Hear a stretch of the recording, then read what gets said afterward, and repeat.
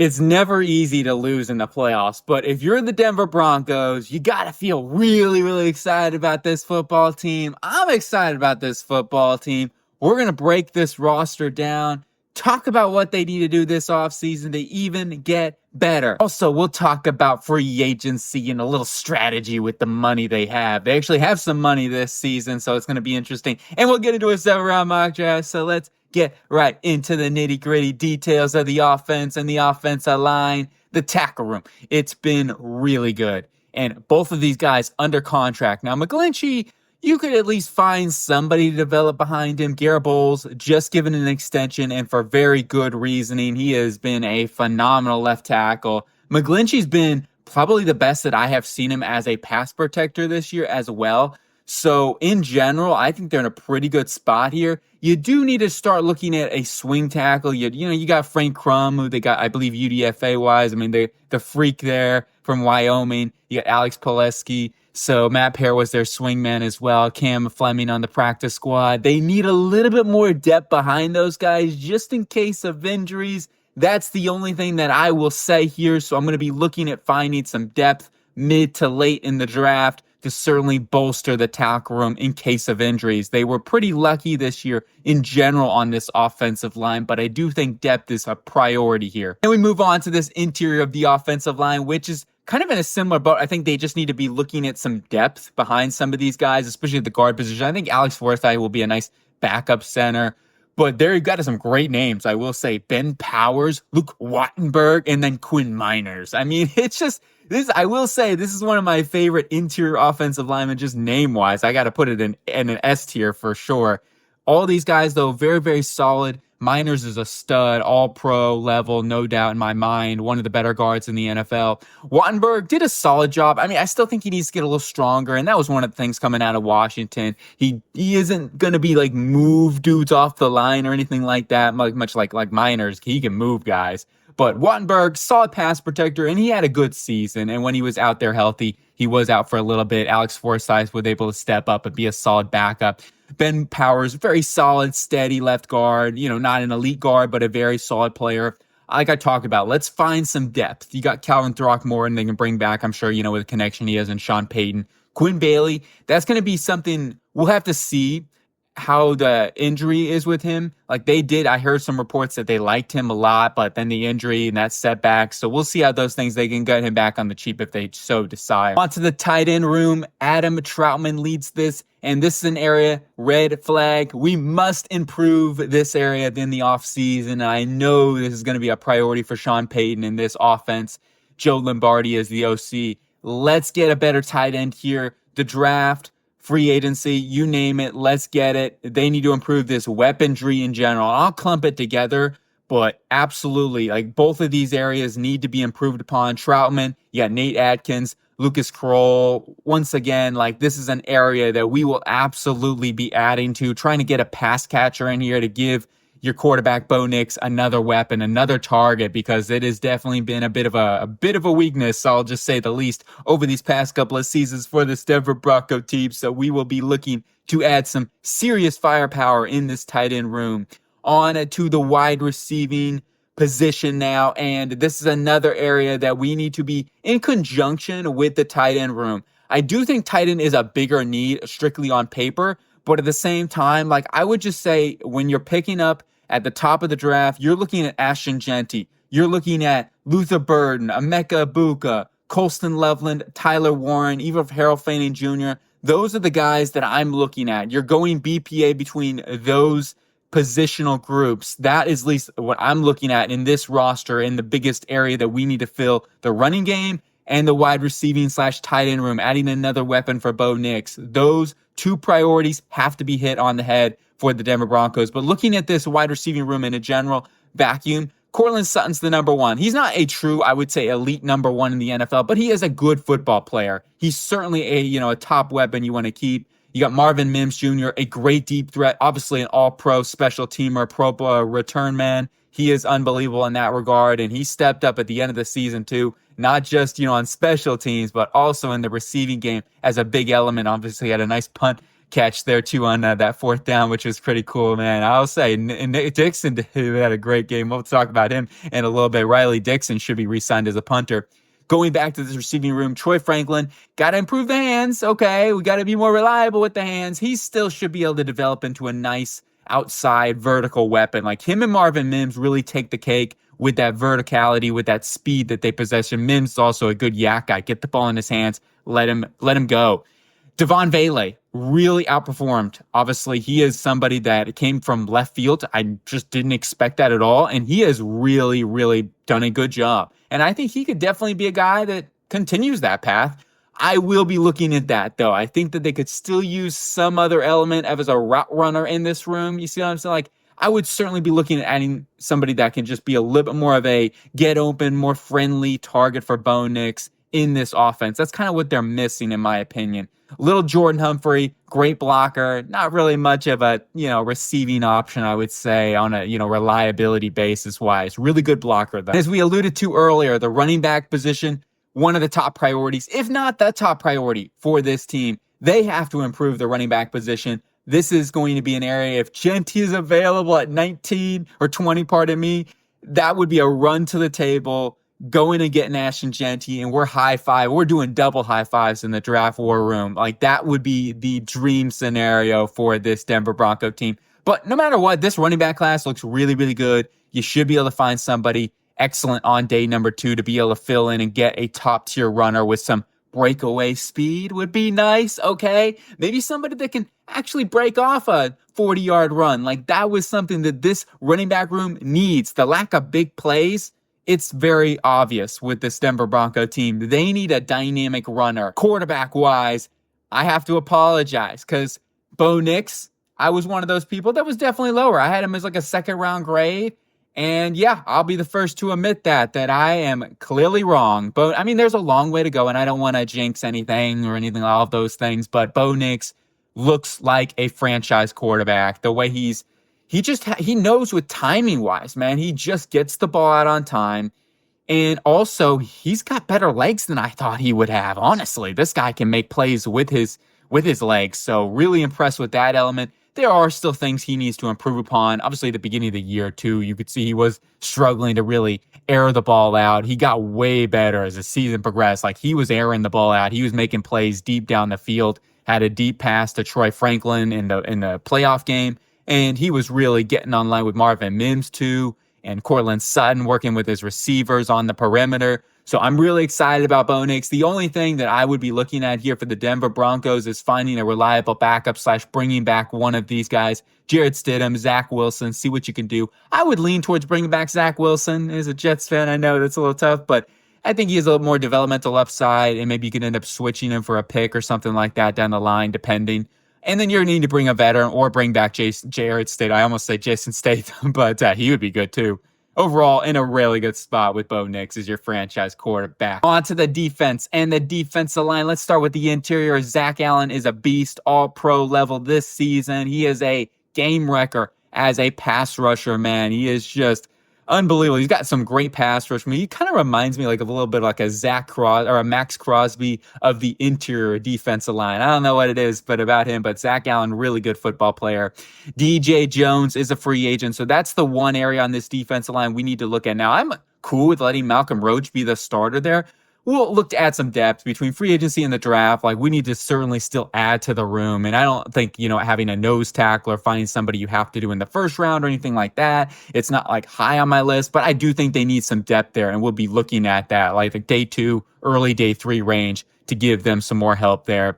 And then John Franklin Myers, he's a really good football player as well. I'm sad the Jets had to let him go, but he has been a really, really nice addition for this team consistently throughout the season, been a very, very good football player. And last thing I would say to this interior defensive line, you got a little bit of depth. You got Jordan Jackson, Ioma Uzurike. Sorry, that's a little tough one for me to say with my tongue, but Uzurike is another guy that they still are looking to get healthy fully and develop as well. Yeah, Matt Easton, they can bring back on the cheap. Jordan Miller, restricted free agents. So you can bring some depth here, but I do think that in general, I would look at a one tech and maybe another pass rusher on the defensive line. And that leads us into the edge rushers here too.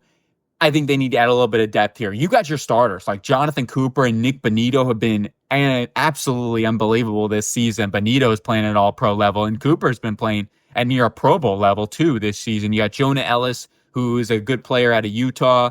You got Dondre Tillman, who they got a steal from the UFL, and he's been another guy that's made an impact for this team.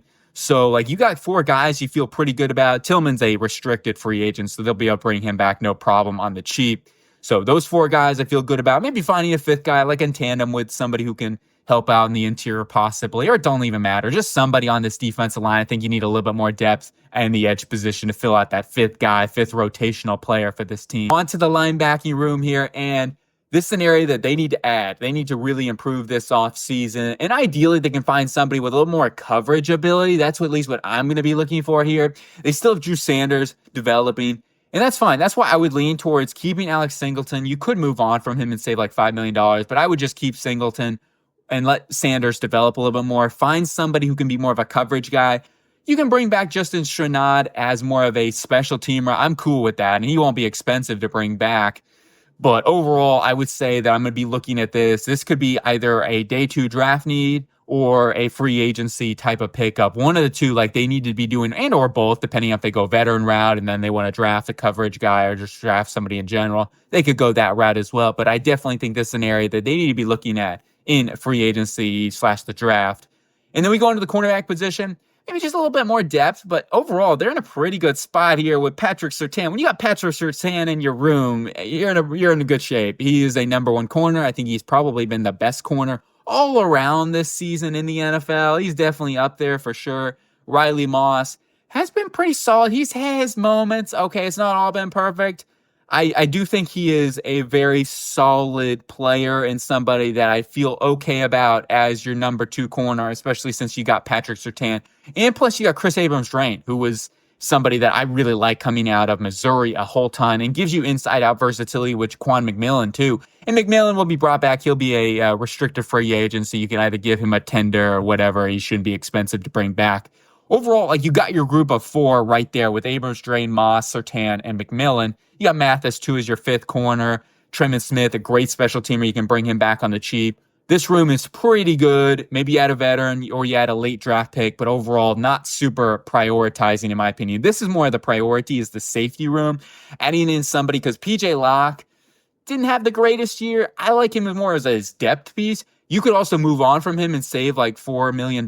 So I would consider that. And then maybe bolster it with somebody you feel a little bit more confident in. I don't know. You can keep PJ Locke too. That's not a bad idea. No matter what, you need to draft somebody. You need to be looking at this like day 2, finding that number 2 guy next to this guy, Brandon Jones, who I haven't talked about, but he's had a really good season as well. All pro level season, no doubt about it. He should have been in the Pro Bowl in my opinion, but Brandon Jones, very, very good football player and somebody that has really elevated the safety room. Just need to find that number 2 guy next to him. You got LJ Skinner, who can be like a hybrid matchup piece. Devon Key is a backup. He's a solid backup. I'm just definitely going to be looking at more of a long-term starter next to Brandon Jones. Let's get into the free agency strategy now, and start off with PJ Locke. As I just talked about, you don't have to cut him. I do think we can get even cheaper at the safety position. Plus, I think that we can draft somebody here because to me, you're going to be looking at drafting somebody in a good safety class. I think we can find somebody really, really nice on day 2 that even can compete as a starter right away. So I kind of would rather save that money. This is not a must-need move, though, as I talked about, but I think that they can get a little bit more of an upgrade from PJ Locke for even cheaper. So that's just kind of my view on this. Certainly not a must-need do. We get up to $52 million and some change. And let's get into the team re-signs here. And I decided to choose between the 2, Zach Wilson and Jarrett Stidham. I brought back Zach Wilson on a respectable 1-year, $3 million contract with his developmental upside. As I talked about earlier, you never know. Maybe you can swing him into a pick or something like that. So I felt like with that upside, maybe it was worth re-signing him. There might be some interest on Zach Wilson. Who knows? We'll see how that all works out. Anyway, I brought him back. Michael Burton, really good fullback, really good blocker. Want to keep him around. Little Jordan Humphrey. I'm not saying they need to do that, but I think him and Sean Payton have this connection. And once again, he is a good blocker. So we'll keep him around. I did let go of Quinn and Bailey. It was a tough decision. We'll see how those medicals check out. I'm okay if they want to bring him back. Figure you bring back Bailey or Throckmorton, and I just decided to choose Throckmorton there. Some more depth on the interior. Defensively wise, I did let go DJ Jones and Cody Barton. I just feel like we can get cheaper on the interior of the defensive line, so I'm not like overly pressed to do that. Jones will probably get a contract elsewhere for bigger. Cody Barton, once again, as I talk about, I think we can get a little younger or just upgrade in general at the linebacker position and find somebody a little bit better in coverage. Just in Stranad, we can bring back on the cheap as some special teams / just depth. I'm okay with that, right? Just not as a starter, ideally, but as depth, I'm cool with it. Tremon Smith, great special teamer, keep him around. Riley Dixon, great punter. We talked about that earlier. Give him a 2-year deal. Making plays there as a quarterback even. And then you have to factor in practice squad. These are guys like we talked about throughout this process, Jaquan McMillan and et cetera, et cetera. These dudes that are restricted, exclusive restricted, that I budgeted in that $10 million range. Now we get to have a little fun. And I'm going out to the free agent signings here. Kyle Allen, we'll start a little small here. Kyle Allen, 1 year, $1.2 million. Get your third quarterback in the room. Now we got a weapon. Jawan Johnson, 2 years, $18 million. He's going to come in right away. Tight ends too, a lot of times they're in the prime of their career between the age of 28 and 32. He's just entering that zone. And I think the best days are, the biggest thing with Jawan Johnson is just staying healthy, but he's a really good football player. I think it's a very fair contract too. 2 years, $18 million, 9-year average, puts him in that baseline of a tight end contracts. And certainly going to be a guy that you can plug in rather than a rookie. Even if I drafted Colston Loveland, Tyler Warren, which I could still do in this case scenario. You're not everybody's Brock Bowers as a tight end as a rookie. Like a lot of times it takes more time than a wide receiver to come up and just be an impact right away. So I decided to go this route. I'm okay with saying, look, let's go add a veteran receiver. We'll draft a tight end in the first round or a second round pick. That's an option too. I just went this route. It's kind of where I was leaning towards, but there are plenty other options like that. And then we go with Andres Pete. I know another Saints player, but I'm sorry. I'm copping out here for you guys.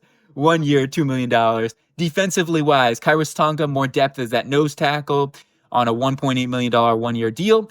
Here's a big signing though. Nick Bolton. We steal him from the Chiefs. Oh man, Chiefs fans are cringing right now. They're like, no. But Nick Bolton, 4 years, $60 million, 15-year average. That puts him in fourth in line just behind Tremaine Edmonds, contract-wise, Roquan Smith, and Fred Warner. So it puts him up top 5 linebacker money. It's a lot of money, but with some of that money, I want to utilize that with a guy that can play in coverage too, and not just be a beast, as a run defender. Like he can actually go back and play in coverage. He is a very good football player. Just been a little banged up this season. I don't know if the Chiefs are going to be able to pay him. So we get the luxury of being able to go and get him here. Keep him in the division, right? He's going to be motivated to go after those Chiefs and beat them, right? Quandre Diggs, safety. As I talked about earlier, look, bringing a veteran, we're going to be looking at drafting somebody, but Diggs has been reliable. He was injured this season. I just think that that's going to allow you to get him a little cheaper. Now, I believe he signed for the Titans for $2.4 million or something like that this past year, $3 million, somewhere around there. But I think it's a respectable contract for a good football player. Lastly, I count $7 million for their draft picks. So let's highlight the needs once more before we get into the draft. Offensively, I am adding another weapon here. In this case scenario, since we brought in Jawan Johnson, didn't rule me out of drafting a tight end, especially early or whatever. I would lean towards the receiver position at this point. Just because, we got Jawan Johnson, I feel good about him, and we gave him a 2-year deal. So I'm going to be adding in another weapon, a route runner. That's what I'm looking for in this class. Offensive line-wise, these are going to be some day 3 picks. Let's find a developmental tackle, maybe a developmental right tackle, and then maybe a developmental left guard behind Ben Powers for a couple of seasons. I think that makes sense. The other priority, maybe the number 1 priority, is actually finding a running back, right? And somebody with some speed, maybe some explosion ability, right? That's definitely what I'm going to be looking at. Quarterback, not a need. And then on the defense side of the ball, cornerback in a good position here. Linebacker, we're now in a pretty good position. We have 4 guys here with Nick Bolton, Singleton, Sanders, and Stranad. You could still find a little bit more depth, but maybe Bailey can be that 5th guy. So I'm like, I feel pretty good about the linebacker position. Maybe we throw another late round pick because you still have somebody to develop, maybe just in case Drew Sanders doesn't work out. My priorities, though, here are more at safety. So we're going to be looking at day 2 to find a safety, a nose tackle, late day 2/day 3, somewhere on there in that mold. I'm going to be looking at finding a nice 1-tech/nose tackle to be a developmental guy, be a rotational player with Malcolm Roach and Kairos Tonga. And then we'll also be looking at another edge rusher. Let's build a little bit more depth. Let's go get that 5th guy with Tillman, Ellis, Cooper, and Benito. But it's draft time, and I'm trying a little match in here. A little more of an orange than a red, but Emeka Egbuka. If I can sum up Emeka Egbuka, you want me to give you a scouting report on Emeka Egbuka? Okay, he's open. That's Emeka Egbuka. He's available. He is just one of those no-nonsense receiver prospects, barring injuries.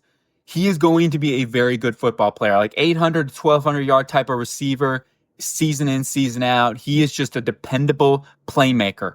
Yes, I don't know if he's going to be Justin Jefferson or, these elite wide receiver, Tyreek Hill. He doesn't have those type of traits, but he's a very, very good target, and he's going to be a reliable separator for Bo Nix and just give this team another option in their offense. I love what he brings to the table, and exactly is the missing piece for this Denver Broncos offense. As I talked about earlier, they could go with a Colston Loveland, a Tyler Warren, Harold Fanning, whatever. Like, that's an option if they wanted to pick up a receiver on free agency. I decided to go this route. I like Emeka Egbuka a lot. This value makes so much sense to me.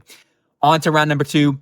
Oh, we're going back to Ohio State, which is going to be a trend here, I'll be honest. But we're going to add some explosion. TreVeyon Henderson. Oh my gosh, that Pat McAfee call is giving me chills. I've been watching that over and over again, but that was a great game. Henderson is just falling down boards because, you have Quinshon Judkins there. But Henderson, you can't forget, this guy is one of the best runners in all of college football. He's got breakaway home run speed, and he's another one that's, really just a very dependable running back in terms of vision. He's got solid contact balance. He doesn't have the contact balance of some of these other guys like Amari Hampton or Caleb Johnson have or anything like that. He's not going to break tackles, even like Genty.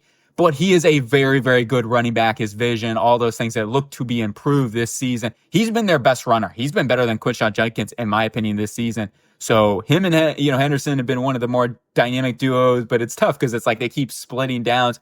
Going back to this pick, though, and what it means for the Denver Broncos is it's going to give them more explosiveness on offense, especially in their run game, which they just do not have. Henderson's going to give you that ability to break off a 50-plus yard run, and that is something this team really, really needs. I love Henderson. I have him as my number 2 running back right now. I really do. And you know what? He's a reliable target as a pass catcher, as we've seen, on screens. Not just screens, man. He can run a relative decent route tree. And he's also a solid pass protector, too, which you got to make sure you be able to protect as a running back to be a 3-down guy. Another Ohio State cat, Lathan Ransom. I love his name as well. Going to be in that back end for this team. He's somebody that wouldn't be surprised if he starts early on in his career. But Lathan Ransom is a very, very dependable football player. Somebody that maybe doesn't have, he's another one like Emeka Egbuka, doesn't check off any elite trait, but he knows how to cover. He's a solid tackler. He can continue to improve in that department, but I think he is a reliable player in the back end. He doesn't give up a whole ton of miscues behind him. He just has very good awareness what's going on with his zone instincts. And for Vance Joseph that play a lot of too high coverages, he's not a guy that has to roam sideline to sideline. Even though he has enough range to do that, he's just going to be able to play a very reliable role opposite end of Brandon Jones in this defense, and I think he fits perfectly with what they're looking for. Okay, this is the last Buckeyes pick. I promise you, this is the last Buckeyes pick. Maybe, no, he is going to be the last, but this was not intentional. It's just the way the board looked and the way that the players were on the board. I felt like this was the best available players in these ranges for what they needed. So I'm going Ty Hamilton. We should call him the Denver Bronco Buckeyes now. But he is a great one tech on that Buckeyes team, and he's just a reliable run defender. You look at that Ohio State line, Tyleik Williams, he's a stud, but so is Ty Hamilton. He anchors that defensive line. He's got an explosive first step, and he is strong. He consistently block sheds. He knows how to get off blocks. He knows how to read and react. He's a good football player in the run game. He's not great as a pass rusher. He needs to work on counters. He needs to work on actually being able to get off dudes as a pass rusher and be able to identify. But I think they also just ask him, be like, hey, look, we want you to run. We want you to stop the run. I think that's his responsibility there for the Buckeyes. Anyway, I'm okay with that. He's going to be a good rotational one tech for this team and zero tech. Round number 6 we go. In their first 6th-round pick, they got 3 here. Logan Brown, right tackle, Kansas. I've not watched Logan Brown, so they'll have to hold me out on that. I've watched Michael Ford there, one of their guards. And also I've watched the center Bryce Foster. So I need to get around to watching Logan Brown. So I apologize. I can't give you a full scouting report. I've heard he's a guy with some tools, with some traits. He's got length. He's got size and strength. And at that right tackle position, he gives you a little more depth behind Mike McGlinchey. And that's what I'm looking at here. Just finding a little bit more depth in this tackle room. With this next pick, I'm going to bolster up the defensive line some more. Johnny Rock Walker Jr. This is a guy I have watched a little bit of. And I watched the Alabama film. I still need to watch more of Johnny Walker to determine how high he could go, because he's going to be a guy to watch out. He could be a riser. I don't know if he's got first, second, third round. We'll see, the athleticism with him. But he's got enough burst off the edge, and he wins with that speed rip, really does. He needs to put together more pass rush. He really struggles with his counters.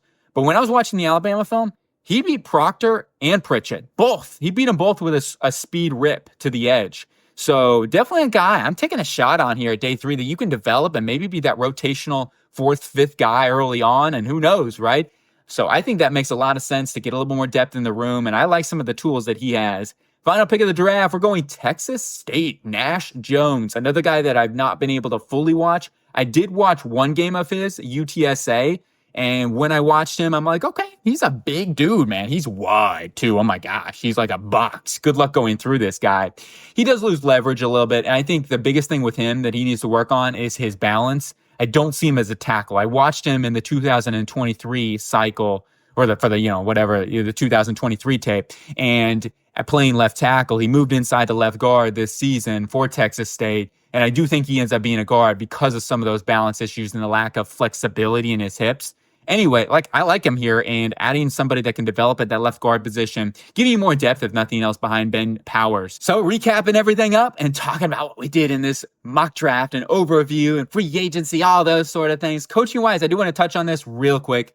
I think they're really spot. Sean Payton, Joe Lombardi as the OC, and then Vance Joseph as the defense coordinator. Yeah, Sean Payton and Vance Joseph didn't have their best called game in that playoff, but overall, your coaching staff is great. Vance Joseph, I love him. He, as a DC, he is excellent, man. He might get a job as a coach somewhere. Who knows? I think he does actually have some interviews, and for good reason. He's done a fantastic job. Sean Payton, of course, is brilliant mind offensively. So they're coaching-wise, they're in a good position if they can keep that staff. And I would just say that, for this team, they just need to continue to build this roster, and starting with the offense side of the ball, just finding more weapons for Bo Nix. I think that's the number one priority for this team, not just for Bo Nix, just for this offense. You know what I'm saying?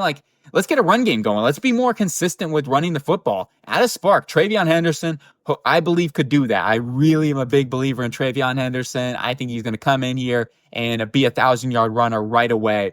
And then we're not done there offensively wise. Of course, we had Juwan Johnson in the free agency, but Emeka Egbuka in the draft is going to be another guy that could be a 1,000-yard receiver right away. So you're adding another big-time playmaker. You're adding a couple of big-time playmakers in this offense.